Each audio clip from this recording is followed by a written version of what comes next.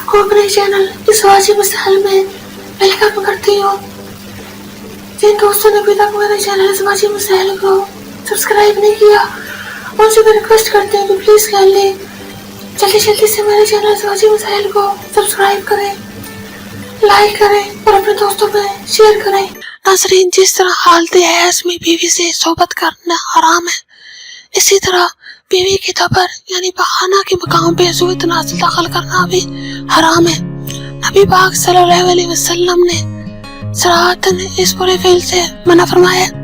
حضرت خزیمہ بن ثابت رضی اللہ عنہ سے ایک لمبی حدیث مروی ہے جس کے آخر میں حضور پاک صلی اللہ علیہ وسلم نے فرمایا کہ عورتوں کے پچھلے حصے میں جمع نہ کرو۔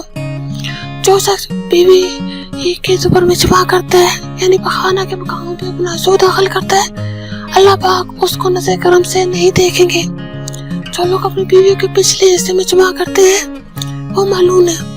امام غزالی رحمۃ اللہ علیہ نے احیاء العلوم میں لکھا ہے کہ پشت کی طرف میں صحبت کرنے یعنی لواز درست نہیں بلکہ اس کی حرمت اور زیادہ سخت ہے بنسبت حیض کی حالت میں صحبت کرنے کے، کیونکہ اس میں عورت کو ہمیشہ تکلیف ہوتی ہے۔ اور آخر میں میرے آپ دوستوں سے ریکویسٹ ہے، کسی دوستوں نے ابھی تک میرے چینل ازواجی مسائل کو سبسکرائب نہیں کیا، پلیز کر لیجیے، جلدی سے میرے چینل کو سبسکرائب کریں، لائک کریں اور اپنے دوستوں میں شیئر کریں، اور میرے اس ویڈیو کے لنک کو اپنے فیس بک کے فرینڈس میں، واٹس ایپ کے فرینڈس میں، انسٹاگرام پہ، ٹویٹر پہ، میسنجر پہ شیئر کریں تاکہ زیادہ سے زیادہ لوگ اس چینل کو سبسکرائب کر سکیں، اس چینل کا حصہ بن سکیں۔